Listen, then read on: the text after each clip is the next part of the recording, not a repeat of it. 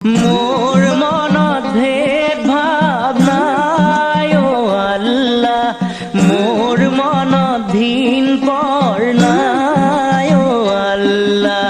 হিন্দু কি মুসলমান একে আল্লাহর ফরমান, মোর মনত একেটি